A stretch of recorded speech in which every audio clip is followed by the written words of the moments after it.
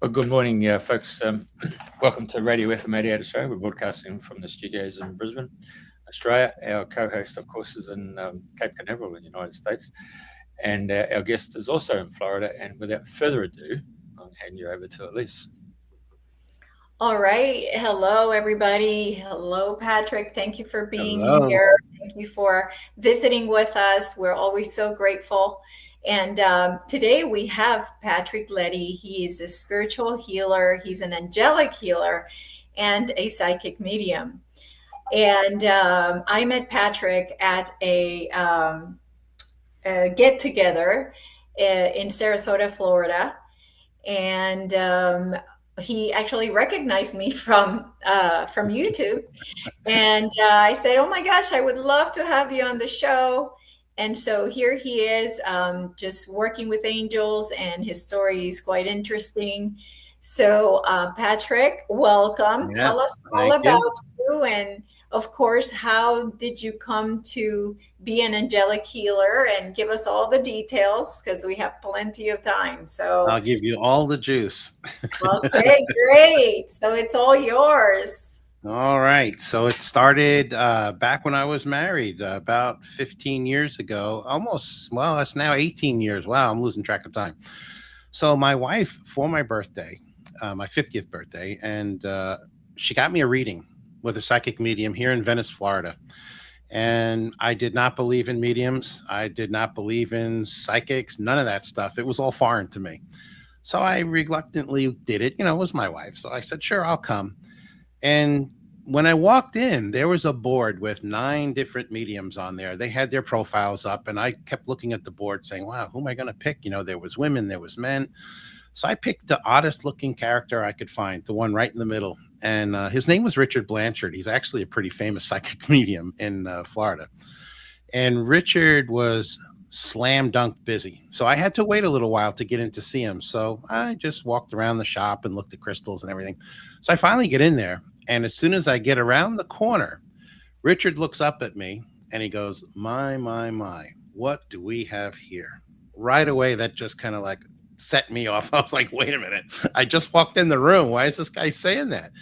So he said, I asked him, he said, well, when you walked into the room, you brought in a whole entourage of angels and guides, and all these people came in with you. And I'm like, I have no idea what you're talking about. I really didn't. I didn't understand any of it. So he said, please sit down. And the first thing the guy tells me to do is to put your hands out like this, palms up, hands out. Right away in my head, I'm going, wow, why is he making me do this? So he puts his hands over my hands, and all of a sudden I feel this energy. It was like electricity. It felt like he was zapping me somehow, and I couldn't figure it out. So I pulled my hands back very quickly because it kind of freaked me out a little bit. And I looked at the guy, and he sits back and he starts to laugh. And he said, did you feel that? I said, yeah, that was pretty cool. How'd you do that? He goes, oh, that wasn't me, my friend. That was you. And I couldn't believe him. I didn't believe a thing he was saying at that point. He said, well, you're a healer. I said, well, what is a healer? And he starts to explain to me what a healer does and everything. And then he looks at me with this smirk on his face and he goes, you don't believe a word I'm saying, do you? And I was like, sorry, no, I don't. So Richard, in true Richard fashion, he just looked at me. He says, okay, I'm gonna prove to you that I am the real deal. And he said, I have a young man here. He's about 18 or 19 years old, very, very young soul. He's on the other side, and he has 2 messages for you. So I'm trying to think of who do I know on the other side. And he said, the first thing he wants to say to you is thank you for being his friend. So I still am clueless as who this might be. Second thing he said was, I apologize for taking my own life.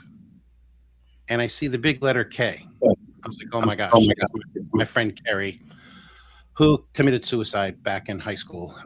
He thought nobody liked him. I was his only friend. And he looked at me like, okay. I'm like, lucky guess. I really didn't want to hear it. So he pulled my father in, said some things. The third person he pulled in really struck me because he said, this guy is huge. He's like 6'10". I knew immediately who that was.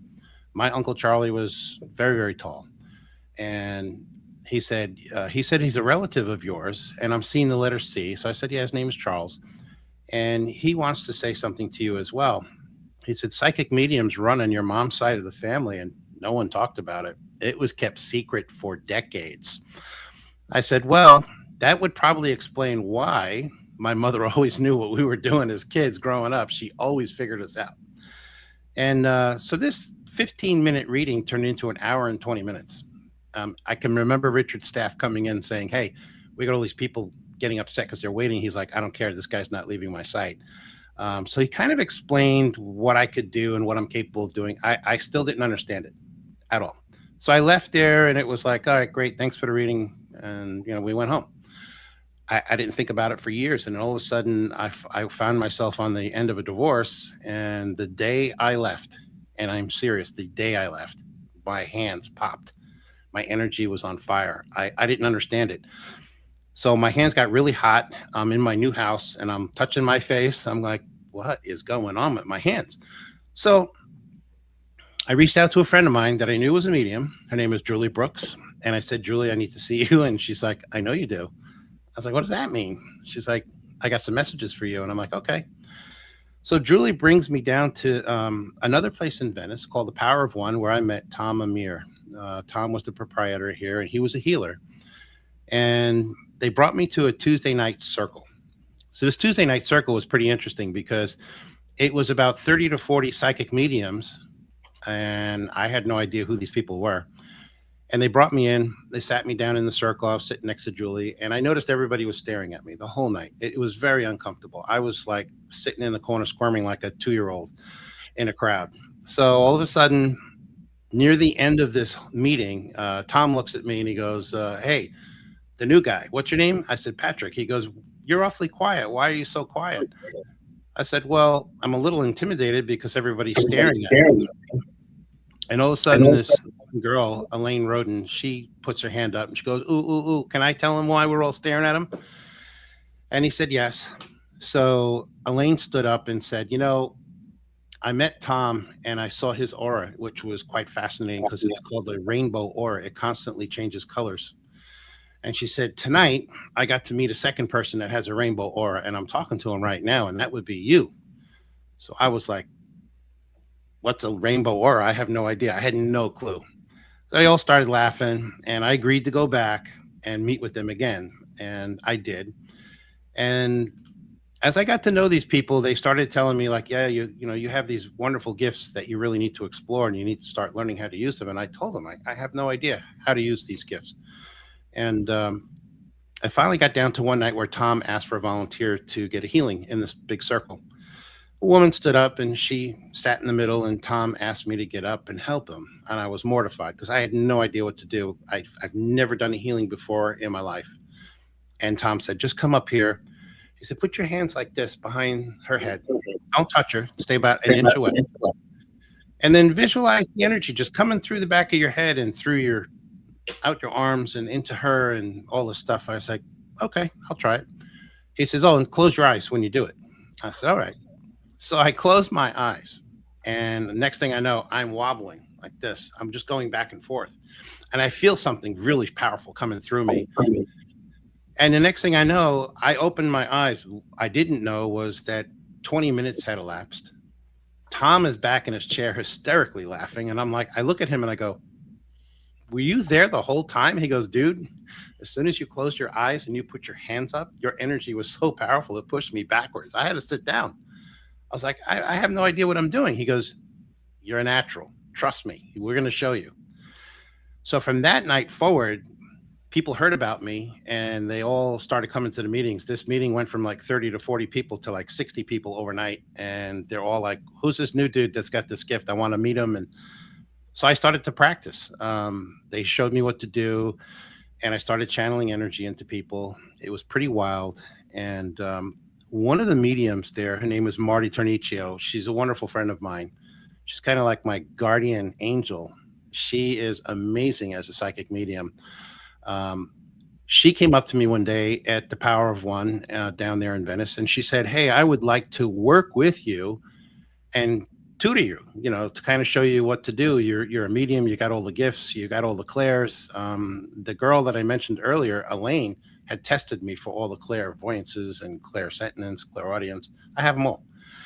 And so Marty came into my room that I was doing the healings when, and she would just watch me, and she would teach me how to use my my clairs. And one lady, one day, I can't remember her name now. It's been so long. But anyway, she gets up after the healing. She goes, "Oh my gosh, you just channeled Christ consciousness."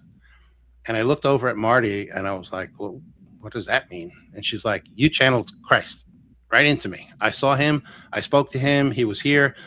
That's amazing. How did you do that?" And Marty just looked at me and she went, "Yeah, you did." I was like, "Wow, what does this mean?" You know, like, I have no idea.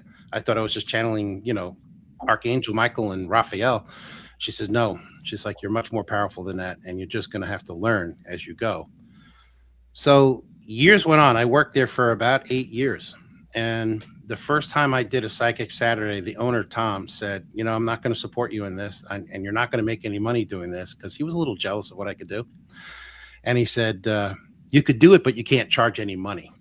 Oh, I was like, "Okay, I'll do it." You know, I came in on a Saturday and there was like 20 people there. I think I healed about 5 people, and it was great. You know, I didn't make any money, but I just did it because I wanted to.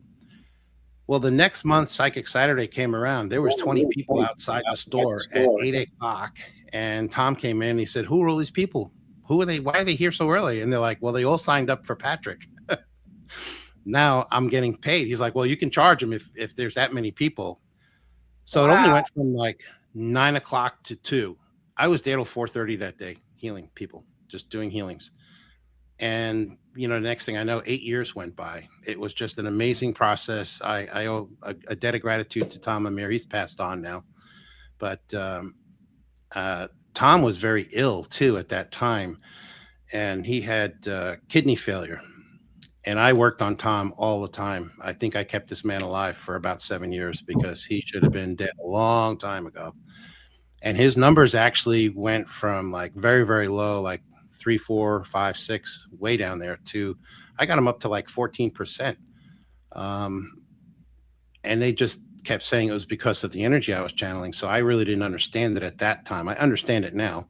But after 8 years of working there, I kind of had a falling out with Tom. He was getting a little paranoid. That's right before COVID happened, with everything shutting down, and Tom was very scared about getting sick. So he actually closed the store, and he passed away about 4 years after that. So it was very sad to see him go.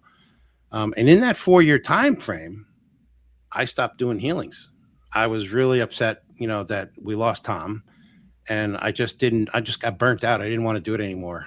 And until this happened, and this is where the story starts to get really interesting. So I went to another place in Sarasota. It was called the Higher Realm, and this was run by Natalie Sutherland. She's a pretty famous psychic medium here, and she would run a show in Sarasota on Sundays and Wednesday nights, where she would do a live audience, just like you remember when Montel Williams used to have Sylvia Brown on. Yeah. She would read the audience. Well, this is exactly what she did. So a friend of mine that I worked with back at Tom's place worked there, a shaman, Mick McManus, great guy.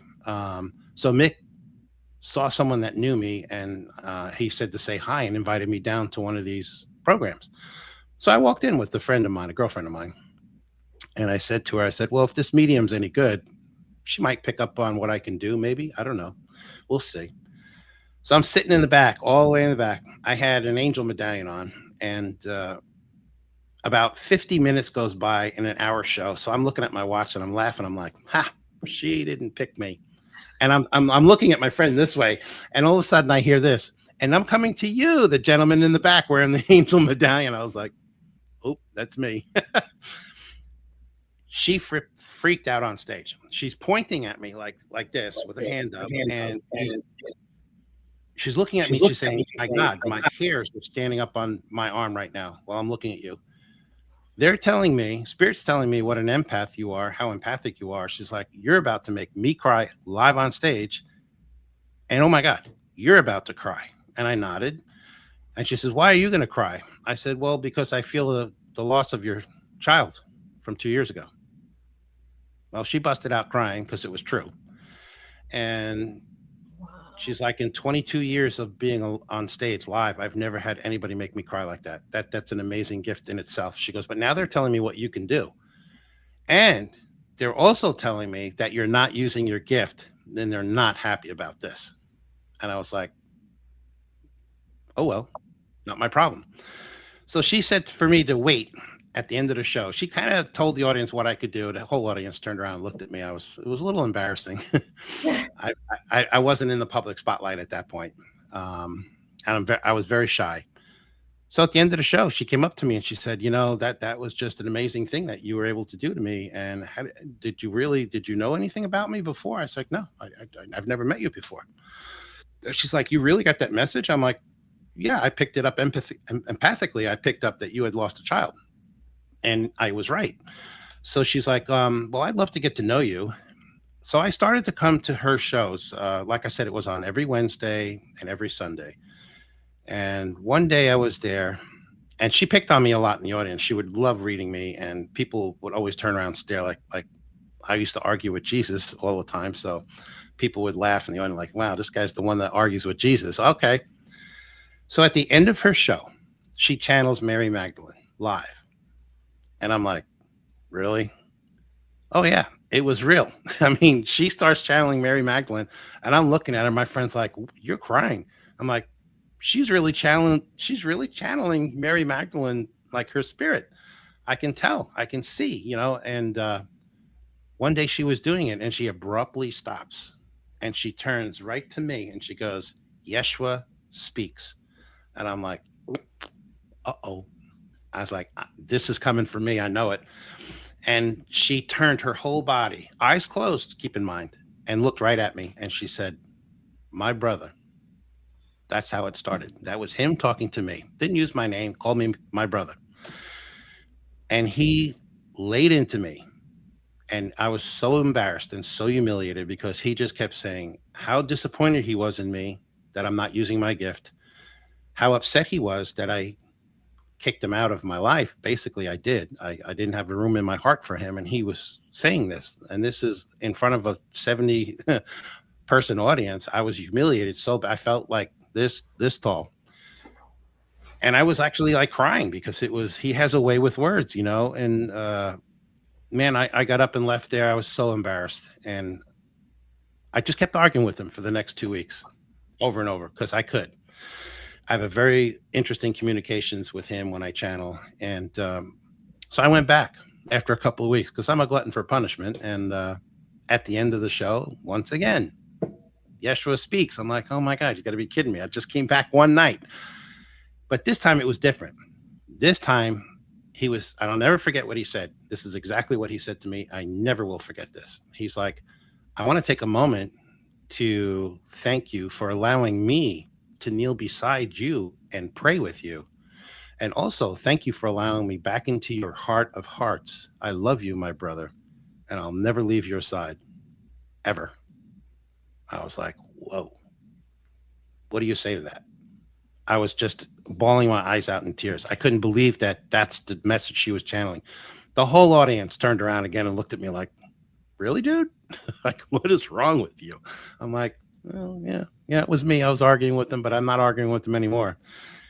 Well, that Christ consciousness she was channeling jumped out of her body, jumped into me that night, right there, right in front of everybody. I was like, oh my God, you're inside me, aren't you? He's like, yep, get up, leave now. We have to talk. And he did. I went home.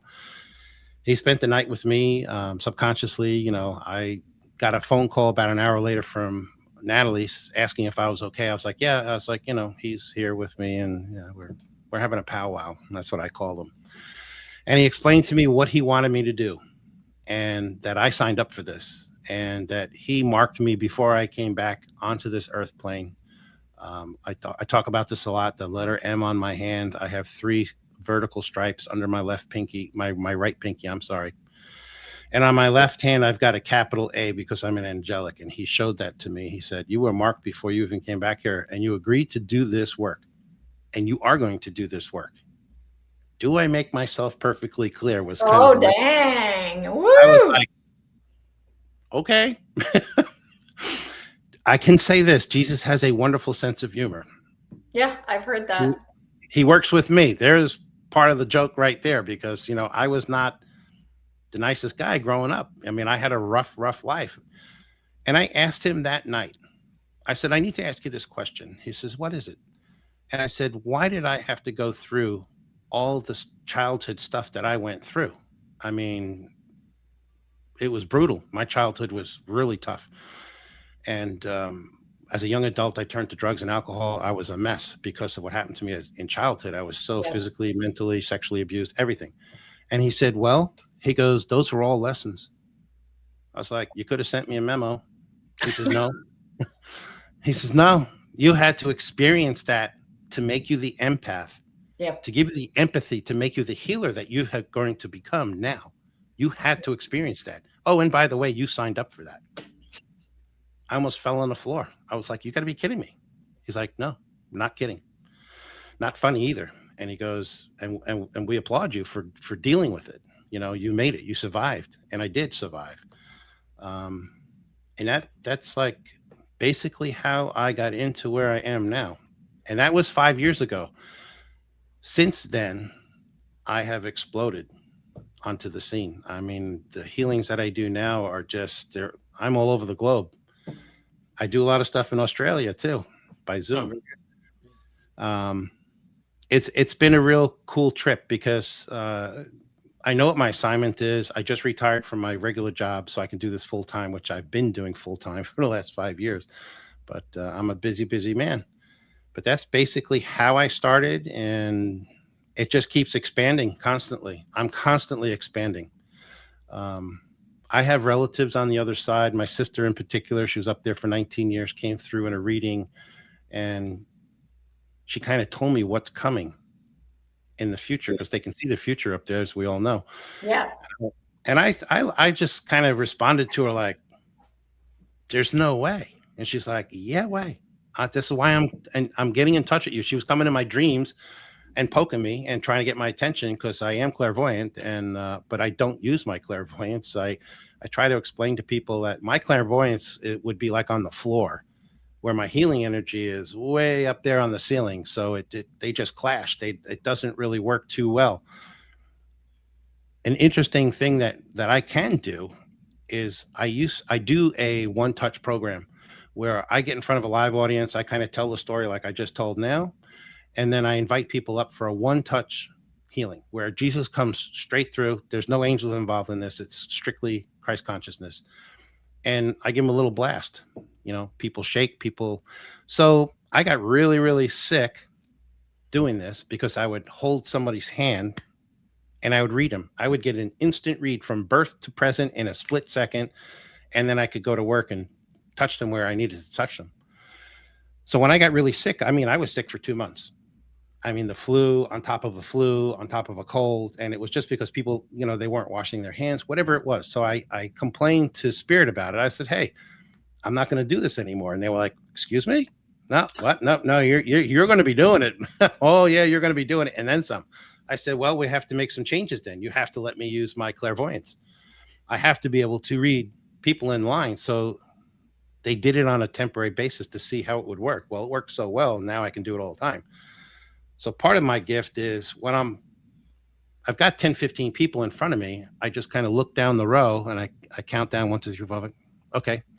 And as they come up, I already know what I'm doing to them. And this one lady came up to me the first time I did it. And I said, could you turn around for me, please? And she goes, why? I said, well, if you want me to fix your lower back, you have to turn around. I can't go through your belly. And she's like, how did you know that? I was like, I read you 5 minutes ago. I mean, because that's how quick it is. It's like instant. I look at you and boom. So recently at a show that I was doing, this was in Raleigh, North Carolina, and I'm going to be up there in 2 weeks. This Oriental lady, I think she was Asian, very small. She kind of caught my attention. So I looked down the line. She was like the 6th one in line, and I made eye-to-eye contact with her. I don't know how this happened, but I just did. Next thing I know, I'm looking back, and her arms are flailing. They're shaking because she made contact with me and the energy, and she was so sensitive to the energy. She's standing in line, her arms are going, and everybody's like stepping away from her because they don't know what's going on. So I was like, okay, I got to speed up these few people in front of us so I can get to her before she falls down. she got into my arms and just went back. I mean, I put my hand on her heart chakra in her back, and she just right back out cold. So I was like, oh my God, you need to wake up, honey. I was like, you can't pass out on me. Come on, come on. I'm shaking her. She comes to, and I finished the healing. She's like, oh my gosh, that was crazy. And then like the next 6 people behind her, also same thing, all shaking. I don't know why that happened, but that was an interesting show. I mean, with that show, I normally come in from the back of the room and walk up to the stage. In this particular case, I don't know why I came in the front of the stage behind a curtain, and I just walked up. There was 80 seats in there. They were full. I had 20 to 30 people and standing in the back. I was like, whoa. And I came in there. I'm like, oh my gosh, this is a big audience. And when I first started doing live audience, I was terrified.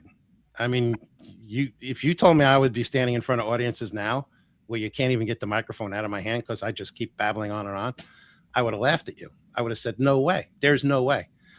But now I've gotten over that fear. You know, Spirit helped me. Jesus helped me through it. I mean, I'll be honest with you. I used to go in the bathroom and pray to him and just say, dude, I need your help. I'm terrified to go out there. And he's like, he would say, calm down, just meditate. I'm with you. I'll be with you the whole time. That gave me the confidence to go out and pick up the microphone.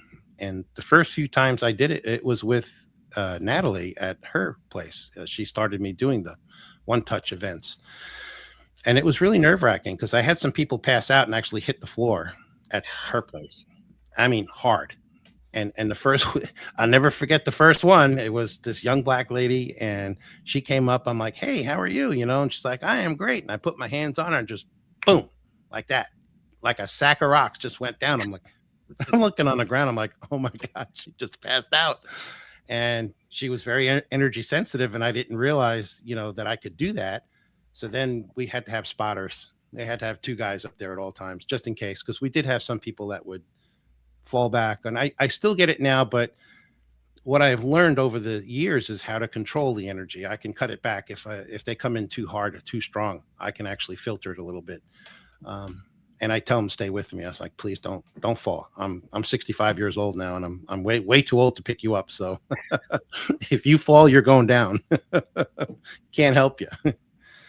So that's basically where I am right now. I mean, things are constantly shifting for me.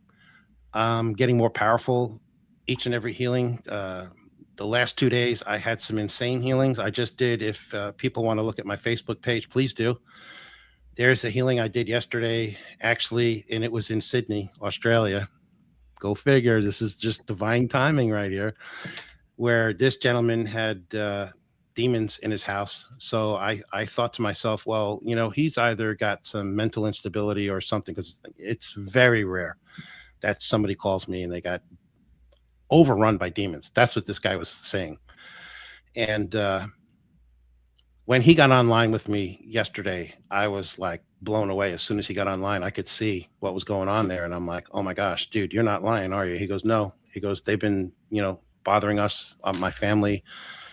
My kids are all upset. They think I'm crazy and you need to help me. So I said, all right, well, buckle up, buddy, because this is going to be quite crazy. I already knew it was going to be nuts. And as soon as we started, I mean, Archangel Michael came in, and he came in so hard and so fast with this one, with a flaming sword. I've never seen that in my entire career. I've never channeled Michael like that. And he usually never talks to me, and he did yesterday.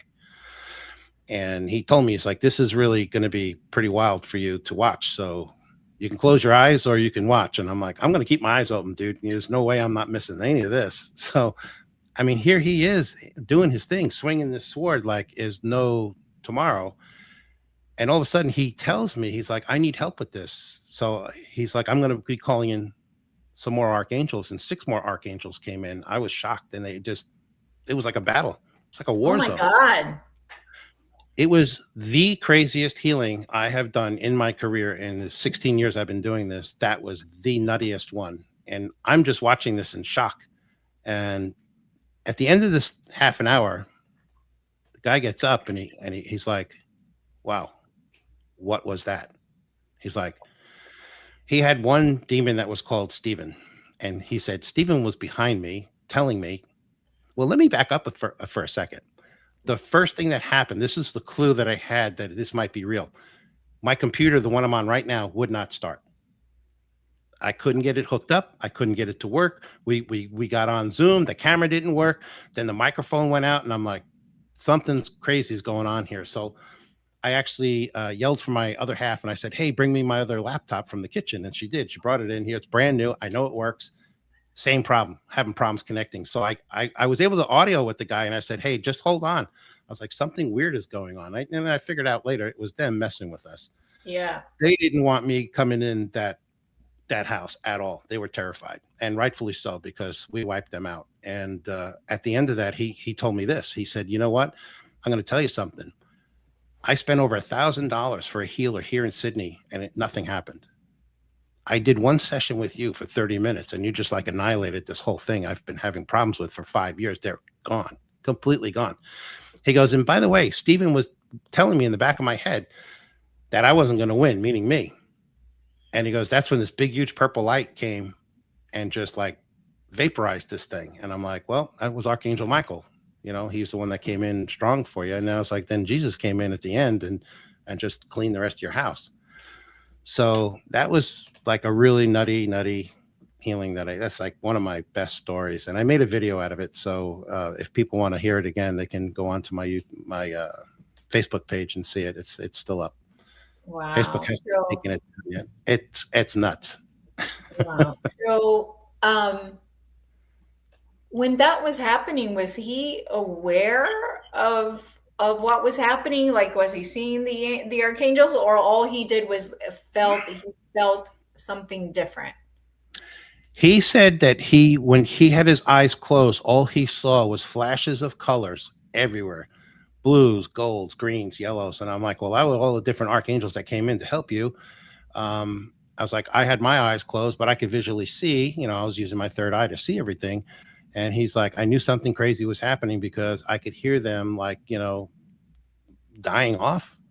And I was like, yeah, that's pretty cool. I mean, you can. I did a show recently in April of this year in Denver, Colorado. I was told by my friend Marty. Now, Marty is my protector. I'll get to her in a second. I'll tell you some really crazy stuff with Marty. But Marty told me, don't go west of the Mississippi this year. Stay out of the Western United States because there's a lot of negative energy. We're under attack right now, and they don't want you out there because it's too risky, and you may not be ready for this. So, of course, being me, I was like, I'm going. So I did this show in Denver. I was in my hotel 3 days before Denver, and all of a sudden I'm getting upgraded. When I say upgraded, it's different for me. I don't know how everyone else gets downloads, but I get really warm. I get hot. I mean, if you're sitting next to me, you're going to break out in a sweat, and it's just like a 1,000-degree oven. That's what I feel like. So for 3 days, I endured this, and I thought I was getting the flu, and I wasn't. It was just them upgrading me because they knew it was coming. So the show started on Friday. The very first person that come into my tent, demon. And I'm like, you got to be kidding me. And this lady was freaking out. So I had a new assistant that I've known over the years. She got a video camera out and she captured the whole thing on video. And it's scary. So when I got back from Denver, I sent this video to my marketing team. They called me within 20 minutes, terrified. And that's the word they use. Like, we are literally terrified. And I said, why? She said, well, we took the background noise out of your video that you sent, and that lady you were working on, you could hear this demon screaming in the background right next to her screams, but it was a different voice altogether. And throughout the whole thing, you could hear it. And so I said, send it to me and I want to hear it. So she did. And I was literally terrified. I was like, oh my God, that is nuts. So I sent it to Marty, and Marty is like, absolutely 100% do not post that video. You will be completely banned from doing what you're doing. It's too scary. People are going to think it's fake. People are going to think you made it up or it's AI or something, but I'm like, it's not AI, it's the real deal. So we used pieces of the videotape and we did put it up, and people commented, wow, did we get a response? Every other person at that event either had a demon, an entity, or dark energy, and it was a battle. And when I got home, of course, Marty called the day I got home, And she's like, what did I tell you about going out to Denver? I said, I know, but it's me. She goes, I know. And she said, well, they're telling me to congratulate you. I said, for what? She said, well, they tested you. They wanted to see what you could handle, and you handled them all gracefully, beautifully. You got rid of all of them, and you didn't sweat. You didn't get scared. I don't get scared of them. I'm not afraid of them at all. I actually laugh at them and I make fun of them, then just kind of ticks them off all Yeah, the I'm time. the same way. I'm the same way. Like I have absolute zero worry about them because No. first of all, I don't believe in them and I don't give them any power. And it's so interesting. That's a beautiful story. I mean, beautiful in a way of they can't win over us if we don't No. allow them, you know? And if you give them power and you're in fear, you're giving them the power, you know, of doing whatever to you. So it's a good story to tell. Yes. I get them all the time. And I have people ask me all the time, you know, some of the videos that I make for Facebook, we start talking about this stuff. Those are the ones that I have 150,000 views on because people want to know. And I tell people all the time, I was like, you know, you really don't have to be afraid of a demon or a negative entity or anything like that. They cannot physically hurt you. Like they can't punch you in the face. They could get you to do things to harm yourself, but you just have to have, you know, mind over matter kind of thing. You have to outsmart them, or you come and see me and I get rid of them for you. But yeah, I've been dealing with these things for years, and they don't faze me the slightest, you know. And people, I get a lot of phone calls that say, you know, oh, I've got a demon in me. It comes every night and bothers me. And then it's more like, you know, when I get them on the Zoom call or something, I'm like, yeah, no, you don't have anything. And you're just imagining this because it's like, you know, I will know immediately. And I'll tell you how it works with me. As soon as I send the energy, their body will twitch uncontrollably. It's because they're trying to hide. And you can run, but you can't hide. You can't hide from the light. My job is to figure out where they went and to get them out. I mean, I literally had a lady at my home studio who had, I want to say, a dark energy, not necessarily an entity or anything bad, but she had a little piece of dark energy in her. And I felt it run right underneath my hands. I felt it like physically move my hands. I says, so we got a little visitor. I got a challenge today. Game on. Bring it. Let's see where you're going to go. So this thing was running all over the place. And she had an hour healing. So near the end of the hour, it actually came up her side, went down her right arm, and it was down in her wrist. So I knew right away. I was like, I got you. So I put my hand up on her her right shoulder, and my other hand down on her wrist, and I caught it. It was like right under my finger. She felt it pulsating like a bump. It was like a half-inch bump inside her wrist. And she was like, didn't say anything. So I just sent the light there, destroyed it. And then at the timer went off. So she looks at me and she goes, well, what the hell was that? And I was like, well, you had a little piece of dark energy in there and you felt, she's like, oh, I felt something whizzing around my body. I couldn't understand what it was.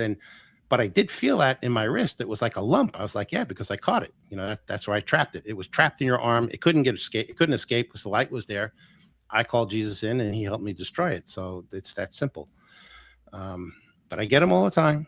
You know, don't be afraid of them. Just call your local Right, and exactly. And that, so when we are the light and they are the dark, when you walk in a room and it's dark and you turn the light on, what happens to the darkness? With me, this is just me. I don't know how everyone else sees it, but if I walk into a room and I can see they look like black shadows, almost like the black chair behind me, that's how I'll see it. It'll poke out, it'll go back. It looks like smoke. I know it immediately. As soon as I walk into a room, I could pick the people out that have dark energy or an entity or something else wrong with them. There's actually somebody very famous that I worked on recently. I guess I could throw her name out there because she's mentioned me on podcasts. Her name is Pamela Downs. Pamela's been around for a long time. Pamela went to the jungles of South America and did ayahuasca retreat. And, you know, you got to be very careful if you do those things because you are opening up your crown chakra to anything and everything. And, well, guess where the demons and stuff hide? In the jungles. So Pamela, unfortunately, got a throat attachment on her throat chakra. For 10 years, Pamela had this on her throat chakra. I met Pamela in Washington, D.C. at a Spirit Fest event. And She just happened to come to the event for no apparent reason. She was like drawn to it, didn't understand why. She came in, and there was another podcast crew there that had just interviewed me. They knew Pamela. And when she came to say hello, they said, "Oh, you got to go down this row here and check out this angel guy." That's what they call me. This angel guy. He's amazing. Just go check him out. So she said, "Sure, I'll go look at him." And when Pamela came to my booth, she stopped dead in her tracks and she looked inside. She's like, "Oh yeah, I'm signing up for this guy." So she did. And I had about an hour wait at that point. I was very busy at that show. There was a lot of negative energy and stuff at this event. So Pamela came in, she sat down, and I said, "What can I help you with?" Because, it's only a 20-minute healing. And I usually ask up front, if there's anything bothering you, I can go directly to it. And Pamela looked me square in the eye. She said, "You know what? Let's just see what presents itself." Okay, challenge accepted. Hop on my table. As soon as I laid hands on her, her body jerked and twisted. And I was like, "Oh boy, yeah, we got something really powerful in this one." And she was flipping all over the table. I mean, her body was twisting, jerking, motion. Her head rolled back, her eyes rolled back, and they were completely black. And he looked up at me. She starts cursing at me in some weird language and real curse words, F-bombs, all sorts of weird stuff coming out of her. And the funniest part of this story was right across from my booth were the Harry Krishner guys. Yeah. And I got to know these guys. His name is Janardon. He's a really high Janardon. Shout out to him. He's a great kid. And he was sitting in the chair watching this thing, and his eyes were just popping out of his head. He was frozen in fear. And Pamela was just kind of twisting him, all over the place. So the 20-minute timer went off, and I'm like, "Yep, no, you're not getting up yet. I got to get this out." I knew it was in her throat. And it took me almost an hour to get rid of it. I pulled it out, got rid of it. Pamela was beside herself. She came back on Sunday, the next day, and said, "I think you might have missed a little bit because I still got something in my throat." So sure enough, she was right. I did. I missed a little piece of this thing. So I got it out. Think the story's over? No, it's not. I get a call 2 months later from Pamela. She's like, "I think this thing is back."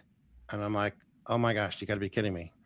So I said, "Did you do anything like ayahuasca?" And she goes, No. She goes, "Oh, last weekend I had some wine with my husband and somebody was passing a joint around. I took a couple of hits." And I'm like, bingo. So I didn't have Zoom set up at this point. I asked her, I said, "Do you have an iPhone?" She goes, "Yeah." I said, "Well, let's FaceTime. Let me see what I can do on a FaceTime call." So she did. And as soon as she got on the call, I was like, whoa, I was taken back. I was like, I seen this big black thing behind her. I'm like, "Oh, honey, let's get right into this because you got something. I can see it." And it took me about 40 minutes to get rid of it.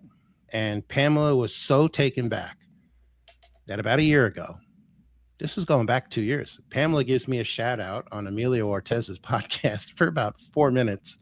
And Emilio goes, "Wow, big shout out for this guy, Patrick, the Angelic Healer." And when he said those words, my phone started ringing and it didn't stop for 4 months. That's how I got into doing Zoom calls. I was actually forced into it. That's a true story. And Pamela has given me so much work over the last year. I mean, most of her clients come to me. It's a great relationship that we have, but that's a true story. I mean, this just goes to show you it's so dangerous when you go out and do like this ayahuasca stuff. You got to be so careful. You got to make sure these people that are doing it are protecting you and making sure that none of this negative stuff gets attached. Because, I mean, here's someone like Pamela Downs, who's in our industry. She works with healers. None of them could get rid of this thing. And she found me and wham, I got rid of it in less than an hour. And it was all good. So just goes to show you. I've done ayahuasca twice. But I noticed you haven't said anything that anything's hanging out behind me. So I'm going to assume good. No, I've worked on you before, so I already know that you're clean as a whistle. Good. Very good. I have a lot of protectors, so I'm glad to hear they're doing their job. There you go. Yeah, I've got nothing against doing it. I mean, if you want to do it, fine. A lot of people find enlightenment with it. I don't drink, I don't smoke, I don't do anything. I'm kind of boring. I pray a lot. That's about it. But I wouldn't never do it because I don't like losing my faculties, and it's just not something I do. Well, back in the day when I did it, I didn't even know what I was doing. All I know is that people were having transformational experiences in their lives and Mhm. had a lot of healing. So I was like, oh, I want to heal for sure. So I did it twice. The second time was on an insistence on a friend. And I was like, okay, well, I'm the kind of person that I flow with what the universe sends me. And if somebody says you have to be there, then I'm like, okay, I guess I have to go. So, so it was kind of that more than anything else. But again, I'm grateful that nothing happened. And Yes. yeah. So have you seen that happen with mushrooms as well, or is it just pot I and I ayahuasca? mean, personally, I think any kind of mind altering thing that you do, you're probably going to be opening up your crown chakra to anything that's around. You got to be careful. I mean, I went to Sedona once and I caught an entity because I sat on top of one of those mountains and did a meditation and I forgot to protect myself. No way. Yep. And when I got back from Sedona, I saw Marty and Marty took one look at me and she's like, "Oh my God, you got an entity inside you. Sit down right now. Like you're getting it out." And she did. She got it out of me. And I was like, "Oh my God, I didn't even realize."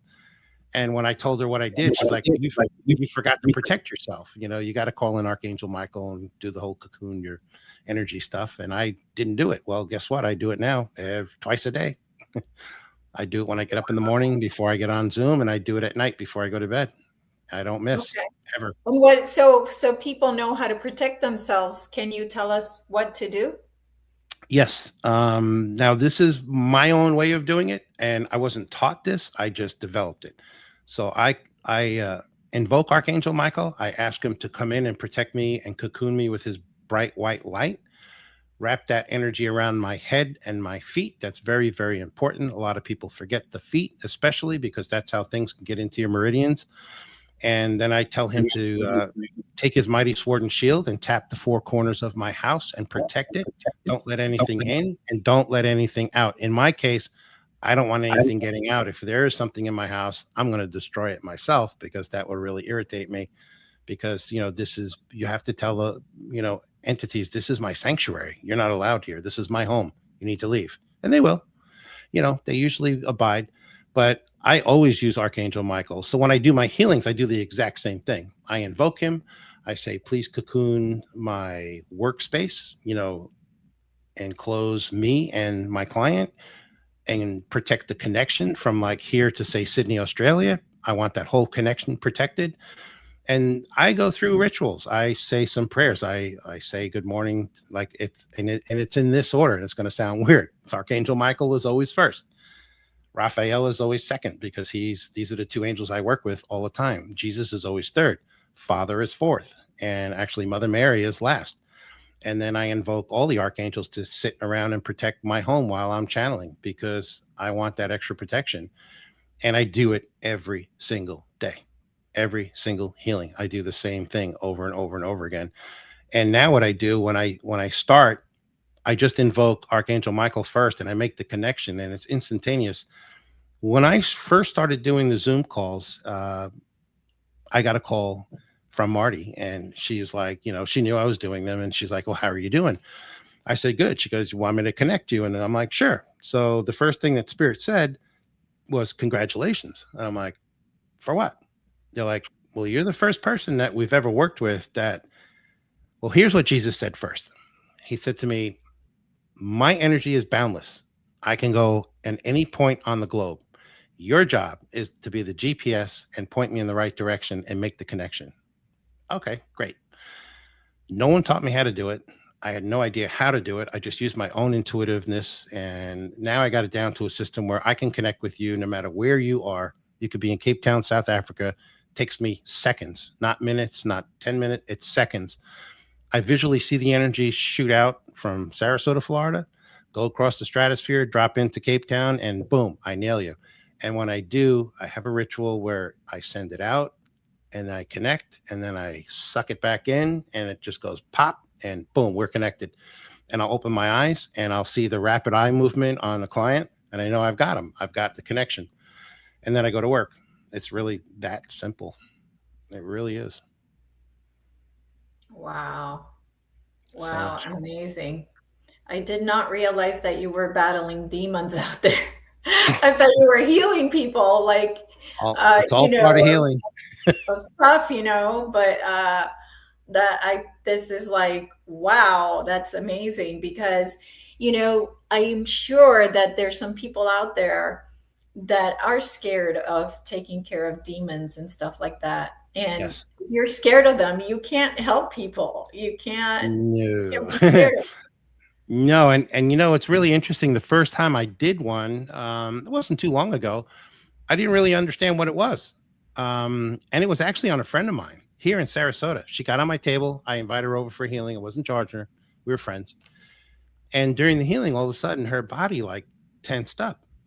Like her back started to arch and her arms started to tense up and she started shaking. And I'm like, I'm talking to spirit. I'm like, what is going on? And they're like, oh, well, this is your first one. Get ready. I was like, ready for what?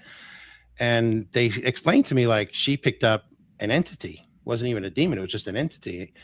And I kept asking them like, what do I do? What do I do? And they're like, just stay on her crown chakra and we'll do the rest. We'll get rid of it for you. I said, okay. Took about 20 minutes. And then her body relaxed. And I kept asking spirit, like, are we done? Did we get it? And they're like, yes, you did. Congratulations, your first one. And I kept saying, like, well, what are you talking about? And they're like, well, she had an entity and ask her how she got it. And she'll tell you. So when she came to, the first thing she did was look up at me and she was like, what the heck was that? She's like, I felt that. Like my body was doing things that I didn't want it to do. I was like, well, let me ask you a question first before I answer that. What did you do in the last week that you caught this thing? Well, she had gone to some kind of activation class with someone who I knew. And this girl was opening up channels that she didn't know what she was doing and inviting in all sorts of dark energies. And I did one of her meditations where she tried to tap into me and I just opened my eyes. I looked up at her and I went, no, no, no, no, no. Get your hands off me. Because I knew. And as soon as she said that she went to this girl's thing, I said, well, there you go. I was like, she put it in you, not knowing. Thank you very Oh much. my gosh. Yeah. So you do have to be careful. There's I don't like to talk bad about anybody out there. It's just not my thing. But if you're going to decide to do something with someone like a medium or something, look into them a little bit, do some research, make sure that they're the real deal, make sure that they're protecting you while you're there. I mean, don't take any unnecessary chances or you'll be making an appointment with me.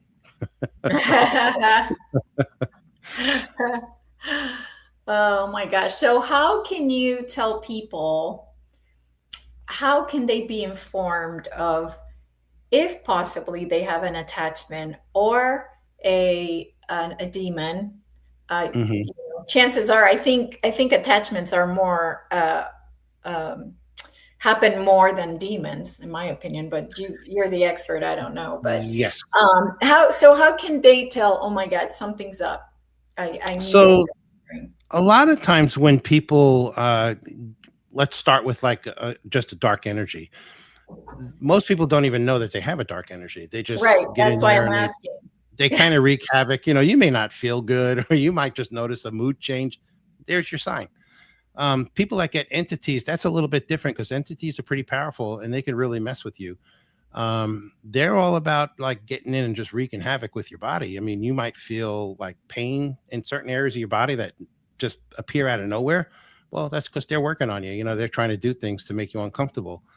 When it gets into demons, that's a whole different ballgame. I mean, you're going to know if you got one of them because they're going to scare you. They're going to play with your mind. They're going to play tricks on you. There's a lot of other things out there too, like things I call tricksters. I have people that have tricksters inside of them. They come to my booth and they mess with me. And I'm like, ho, ho, ho, ho. You picked the wrong booth today. Because I'll get right in their face and I'll get on them, And I had a guy in Syracuse, New York. This happened to me where trickster came to my booth. I had gone to the bathroom real quick and my girlfriend was there and he was talking to her. And when I walked up, she looked at me and she was like, there's something not right with this guy. I get a really bad feel with this guy. So I said, who? And she said, this guy. He was sitting on my table and he popped up, he got right in my face and he just started talking to me like, talking down to me. And I'm like, so why are you here? And I kept looking at him in the face. The more I made eye contact with him, the more his head started moving around like this. And the next thing I know, his shoulders are like, he's getting all gimped up. And I knew right away, like, this guy's a trickster. He kept telling me, I could do what you do, but I can do it better. I was like, really? Well, you want to challenge me? Get on the table. And every time he said something negative to me, I had a response for him. And then he tried to circle around my girlfriend at the time, and I blocked him, from doing so. I was like, no, you focus on me. Look at me. And every time he could barely even look in my eyes because they're so piercing. I mean, I was just like melting this guy from the inside out. And finally he gave up. He walked away. And then when he left, he had to walk by my tent. He looked the opposite direction. I saw him, like I had my eyes closed, and spirit immediately warned me, like, he's coming back. So I opened my eyes and I looked right at him, but he just kept walking. So if you do have a demon in you, you will know immediately, because it's a life-altering thing. The lady I was talking to you about earlier in Denver, she said she knew that she had this thing in her for 10 years. Oh my 10 God. years. Yep. Couldn't get rid of it. She's like, I've been to so many different healers and shamans and all sorts of stuff. I've prayed, I've tried, I can't get rid of it. She's like, you knocked the thing right out. This lady was so funny. She was bringing me, it was a 3-day event. She came back that afternoon bringing me gifts. She came back on Saturday, brought me more gifts. She came back on Sunday and brought me more gifts, all sorts of stuff. I mean, copper rings for your head, towels. I mean, all sorts of wild stuff. She was so grateful that I got rid of this thing for her. She's like, I can't believe you were able to do that in the amount of time that you had. Brought her boyfriend back and I gave him a healing. He was like, wow, I feel great. So I have like a million stories. I'm in the process of writing a book right now. I just started it, and it's going to start from like my childhood right through to how I became an angelic healer, and the stories now. I keep a book. I keep notes on every healing that I do, and the crazy ones are the ones that I'm going to put in the book because they're just insane. I tell people all the time, go to my website. Like if they come to an event and they're not sure, they're thinking about it. I always do this. I hand them a card. I said, look at the back. There's a QR code. Scan that QR code. Look at my website. Look at the reviews. Look at the testimonials, and then look at the video testimonials, and it speaks for itself. They always come back in like 10 minutes ago. I'd like to sign up for a healing, please. Yeah. So, okay. So I'm sorry. Did you tell me how people should protect? I might have missed it. So protection, yes. I mean, it's very simple for people to just invoke Archangel Michael for protection. I mean, hey, look, I was raised a Roman Catholic. I consider myself a recovering Catholic. I do not go to church. I don't believe in a lot of stuff that the church does.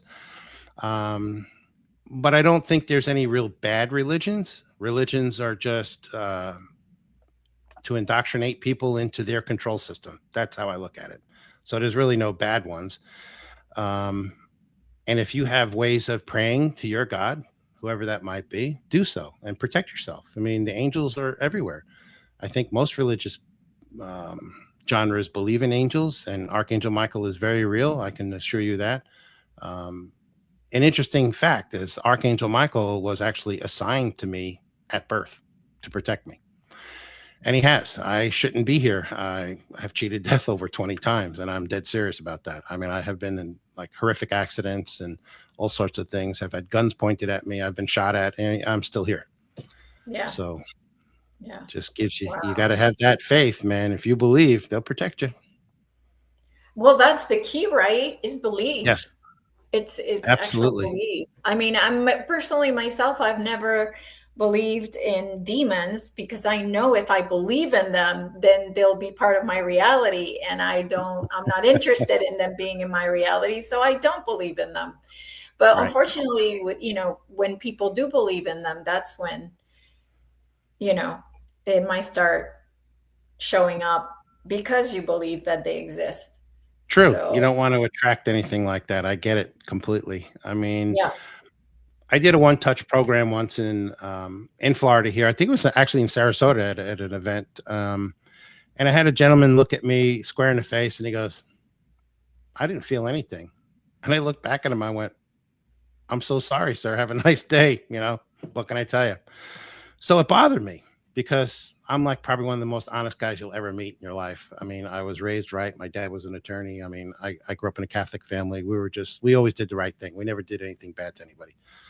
So when that guy said it to me, it bothered me a lot. I was like, man, this guy probably thinks I'm a phony baloney. So of course I called one of my very heavy medium friends and I'm like, need to talk to spirit, can you hook me up? They're like, yeah. So they pull everybody in and I'm like, okay, so I get Jesus here. And I'm like, I got to ask you this question. Why is it that some people get the energy from you and some don't? And by the time that word don't came out of my mouth, he was already answering me. It was very quick. Non-believers. Ah, I was like, there you what? go. He goes, non-believers. He's like, we're not going to waste our energy on anyone that doesn't believe in me. It's just not going to happen. So I thought about it for a second and I said, hold on a second. Let me run this by you. He said, what is it? I said, what if you gave me the power and the ability to startle or stun a person and make a believer out of them with your energy and with your permission, of course? He said, give me a moment. He went and met with Father. He comes back 3 minutes later. He goes, Father said resoundingly, no, not happening. However, I have the ability to do whatever I want, as you know, and I'm going to say yes. So he said, we're going to have a little experiment. He goes, you got a show coming up in St. Pete in 2 weeks? I said, yep. He goes, I'm going to give you the ability to shake, rattle, and roll anybody that comes in your path at that event, anyone, and make a believer out of them. I was like, you're on, brother, because I love a challenge. So the show comes, and it's at the St. Pete Forum. And there's like a second level, and it's a big open atrium type of a building, but there's a second, like a loft, so to speak. And I go up in this loft and I'm doing my thing. And it comes time to have everybody come up. Now I have two of my best friends in the audience. They're sitting in the front row about 6 seats away from me. Name is Mark and Jill, my best buds. And all of a sudden I look down after like the third or fourth person, and Mark and Jill are nowhere to be found. So I caught up with them later and they told me why. I'll tell you in a sec. So there was this guy at the very end. He was like 6'5", looked like a lumberjack. This guy was huge, and he was a big Italian guy. And he kind of scared me when he came up. He had this look on his face, and he's like, yeah, what are you going to do? So I was like, come here, guy. I put my hand on his heart chakra. As soon as I touched him, Jesus came in like so hard. This guy bursted into tears. I put my second hand behind his back on the back of his heart chakra and just sandwiched it. And I was vibrating so hard that my legs were shaking. He was crying the whole time. People in the audience were like stunned, like this guy was huge. And I stopped, and the guy looks at me. He's in tears. He's just crying hysterically. And he's like, I can't believe what you just did. Was that Christ energy? I was like, yeah, it's pure love. How do you like it? He's like, I got to hug you. So this guy hugs me. I thought he was going to pop my head off. I was, all right, I'm tapping out. I'm on. Okay, Dad, it's okay, buddy. You can let go now. He was like shaking. So Jesus is laughing in the background. He goes, all right, you proved your point. I said, thank you very much. I was like, can you at least let me do that from now on? He said, of course, we're going to let you. So that's how I got to do the One Touch program. It was all based on that event. Okay. Wow. So I'll give you another classic example. Denver. I did a late speaking at about 4 o'clock in the afternoon on Friday, which is not a good time for me. It's usually better in the morning. So I go in there, and there's probably only about 15 people in the audience. And I was like, ooh, there's not that many people in here. So I usually, once I turn on, the energy flows, people just start coming from everywhere. So I waited for that. I did my speak, and, I invited people up. Excuse me. And not too many people were coming up. They were very skeptical. And I'm like, maybe it's because of the energy out here. I'm out west. Nobody knows who I am here. So I'm talking to Spirit, and I'm going, all right, what's going on? They're like, we'll send someone to you right now. So they did. This guy comes around the curtain. He walks up, an older gentleman. He was about 75 years old. He walks up to me, and I look at him, and I was like, hi, how you doing? And I knew immediately what to do. I put my hand on his heart chakra, put my hand on his back. This guy starts crying his eyes out. And I held him for probably about 3 or 4 minutes, probably a little longer than I should have. And I stopped. And as he's walking away, I reached around and grabbed that microphone. I said, sir, wait a second.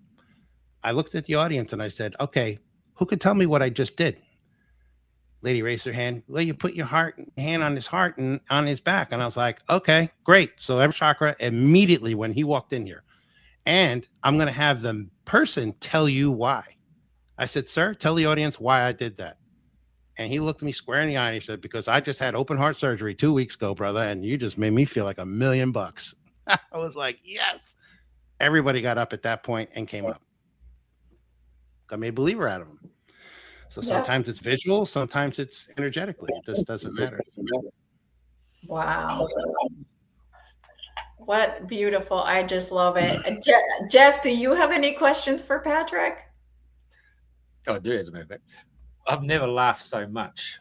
And when I say laugh, a joyous laugh, because for the very first time, I've met someone from America who's the genuine, heartfelt person who I've just eloquently taken along for the ride, and I've really enjoyed it, and it's brought so much natural humor to our conversation today. I also want to make out that this is our third attempt to have this show with you today, Patrick. Yes, I'm and a very busy man. I know it's not only that, but the fact is that when we started there, Elise blocked me because we were getting some energetic feedback, which is very rare. And so when I was listening to you about the issue with your laptop, and I thought, yeah, that'd be right. We're actually trying to get the word out and show people that there are people got gifts, and one of them is naturally you there in Florida, who's traveling to Denver, everybody, Arizona, and of course to North Carolina, and you're getting out and about. So it brought a smile to my face to realize that it's very genuine to have you on the show, and I've laughed at some of those events because I can visualize that. I can actually see that happening, and seen that happen in other areas. I have to say, one thing that really struck me was relationships. Now, okay, so I'm talking as a male, and you have a female come into your life, and you mentioned now you've got a former wife, and now you've got a girlfriend. Do you find that when you get people coming to you, do you find that there's an energetic pattern that's evolved between the male and females who've come together? And when with me, I know when they split up, absolutely. Yeah, go on. Sorry. Yeah, with me, absolutely. Yeah, I mean, because I'm full of energy. So I was single for a long time. I just met someone recently about 2 months ago, and I think Spirit sent her to me because it was I don't want to say love at first sight, but it was energy connection at first sight. We just connected energetically, and it's been terrific. So when you've actually had previously boyfriend, girlfriend, energetically, and then they split out, do you find that there's still a trace element that comes through? Because I noticed on my walk this morning, I went back a couple of girlfriends, and it was really strong energetically coming in, and I think, what's going on here? So is that because someone is energetically sending some thoughts or aspirations, or like to get back together, and you're just empathetically picking it up?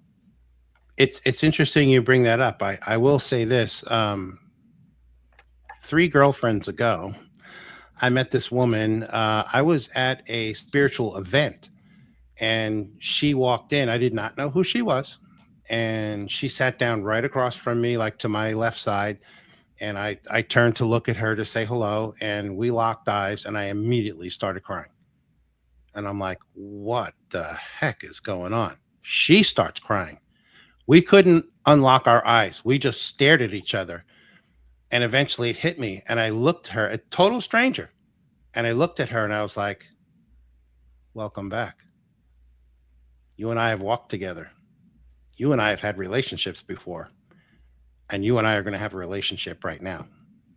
And she was floored. She couldn't believe it. So she waited till the end of this program and sat outside and talked to me. And we were about 15 years apart. You know, I'm kind of a big dude, a little heavy. I got a little beer belly. You know, she was thin and in perfect shape. And we talked for about an hour and a half. And she said to me, she goes, I watched you walk away. And she goes, then I turned around to look at you and you turned around to look at me at the same time. She goes, and I knew right then and there you were going to be my man. And we did. We were together for 6 years. And she had this really uncanny knack of feeling my energy when I was near. Like she would call me sometimes and she's like, are you almost home? And I'm like, yeah, why? She goes, I feel you. Like I could feel your energy getting closer.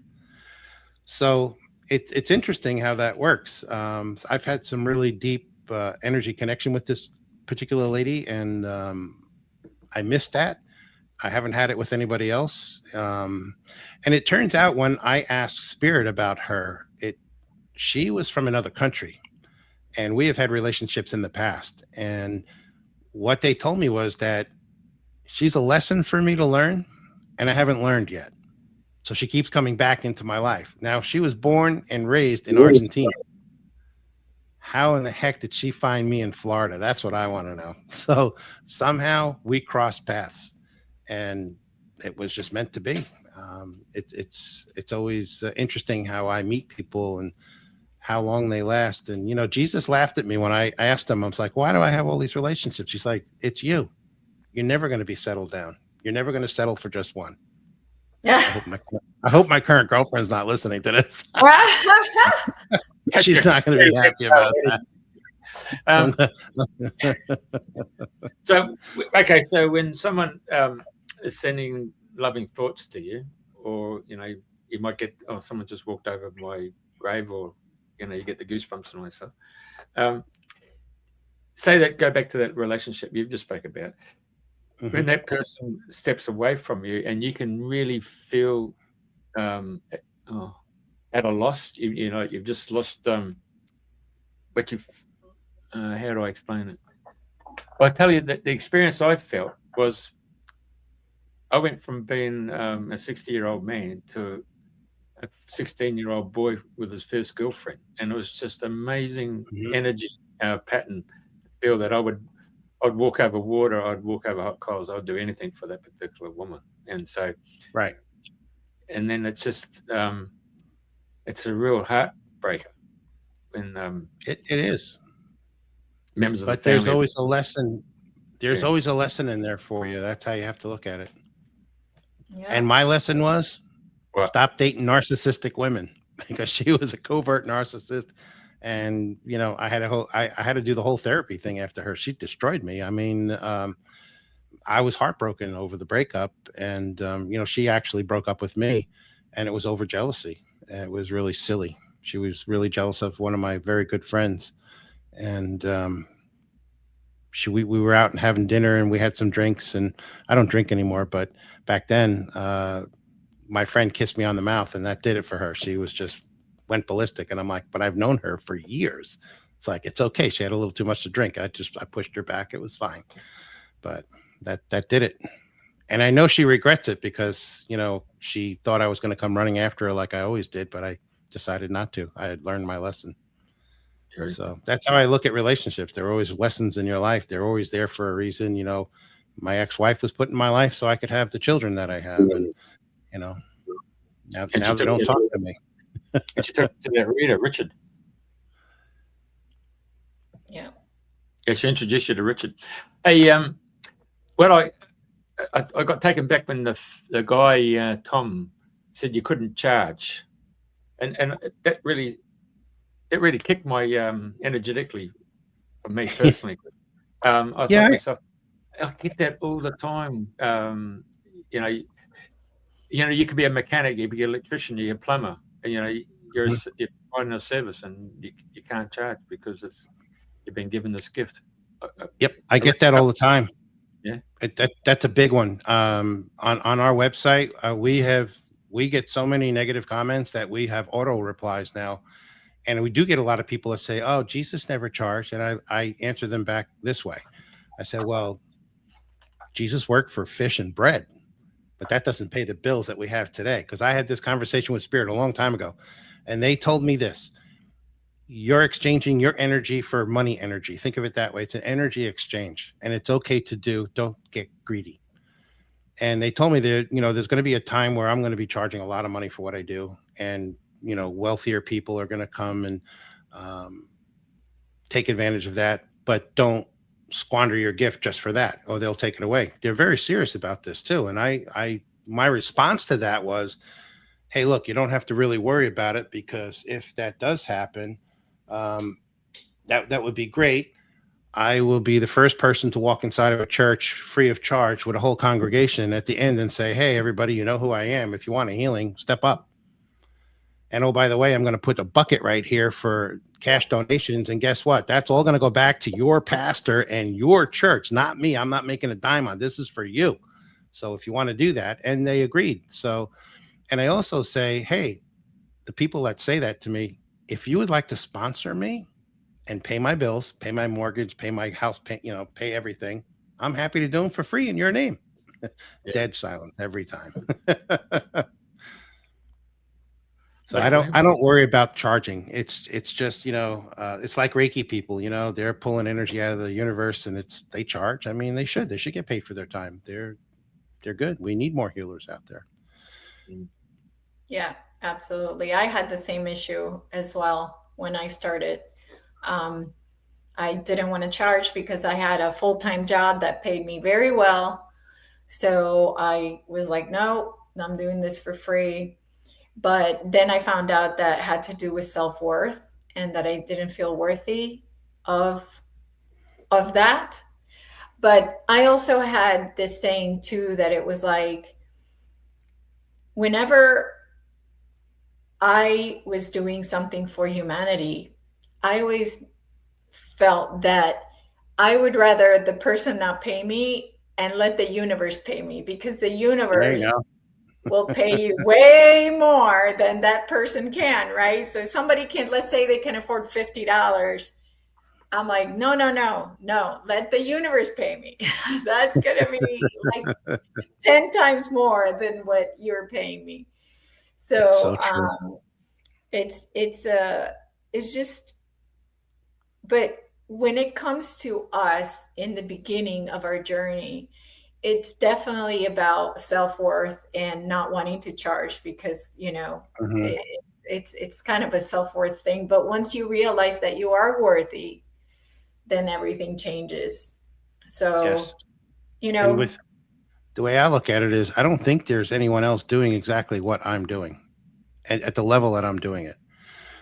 I have a lot of friends in this field. I'm friends with Ken Lloyd and, all sorts of higher up mediums, and they all look at me and go, Pat, you're not charging enough money. I'm like, well, right. what do you want me to charge? Like, well, you should be charging double what you're getting. I'm like, yeah, but then the average Joe can't afford it. Like right now, I had a sale going all of July. I knocked off like 35% off of the cost, and I was busy because people like, thank you so much for doing that, because I couldn't afford your regular rate. And I'm like, well, that's why I do it. That's why I do the shows on the road, because they're even cheaper. And I do it just because I have a love for helping people. But what people don't realize is how much actual free work I do. Right. That's true. I have hundreds of clients that I don't charge a dime for. Even this weekend at the show, I did 4 free healings. And I only did probably about 18 healings altogether. So do the math. I mean, those were, they were beautiful people. I felt compelled to do them for free. One of them actually gave me a beautiful testimonial. It was an older woman. She was a nurse, and she was a chosen one. I could tell. I looked at her hand. So she had the M. She had the healer lines. I think I mentioned her earlier. And I was like, your money is no good here. And she was like, what do you mean? I'm going to pay you. And I'm like, no, you're not. It's your karma. It's coming back to you beautifully. The Dharma. The Dharma is I mean, you did your thing, and you helped all these people. And now it's time for someone to help you. And that's me. You're looking at it. So enjoy the healing. And she did. Exactly. Absolutely. Yeah, I actually have that M on my right hand. Now, you said something about an A on the left. So I'll have to figure out from you what that means. But I have the M on the right. So can't wait to figure out if I have the A on the left. Mine is very prominent. You could see it, and it actually looks as it says LA. But it's very strong. I actually had a palm reader show it to me once, and then I saw a video about the M, because a lot of people have M's on their hands, and from what I was told, That was Jesus who put those M's there before you incarnated back on this earth plane, because you have an assignment to do. Most people figure it out. They're not going to tell you what it is. You have to figure it out on your own. Right. Just like I was supposed to be a healer, and you do what you do, and so forth. But yeah, I mean, this nurse was a nurse, and she told me a very interesting story, and I'll share with you real quick. She said when she was like 5 or 6 years old, her mom took her to a church, and she had to talk to the priest about something. And so a sister came out and said, "I'll watch the child for you."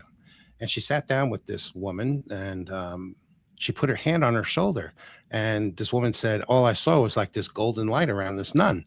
And she said to me, "What do you want to do with your life? And what would you like to do for your to make a living?" And the little girl answered, "I want to help people."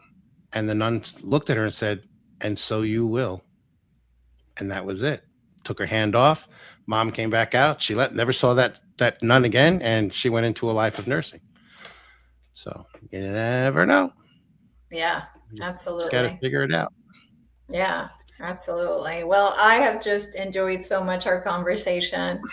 I'm sure that we were meant to meet, as everybody in my life as they come. And it's funny. Ever since this has started, I've been hosting this. It just seems like it's just amazing that how people end up in my life, and just always grateful to be trusted to have the right people here. And so I'm grateful that you came over and talked to me, and that we were able to Yes. have you on. So thank you so much. I actually recognized you right away when you came into the beach that day. I looked over and I went, "I know that lady somewhere." And I knew your name was like Elise or Eliza or something with an E. And then when you said, "Oh yeah, it's Eliza," I was like, "Oh, okay, I know who you are." Yep, absolutely. I think you didn't answer my friend request, so I don't know. I should be a little pissed off at you right now. Oh, you did? I'm not a big Facebook person. I don't go in there a lot. But Yeah, no, it's all good. Yeah. Yeah. Now you know Absolutely. me. You got my number, so you can call me anytime. Yeah, definitely. Well, thank you. I just hope that you continue to help humanity the way that you do. And I'm always so Absolutely. grateful for that. So thank you, thank you, thank you. So Thank grateful. you. Thank you for having me on. This was great. I had a great time. Good. Excellent. It's awesome. Jeffrey, it was nice to meet you too. Yeah, love you. Love your work. Thank you very much. You're welcome. Thank you.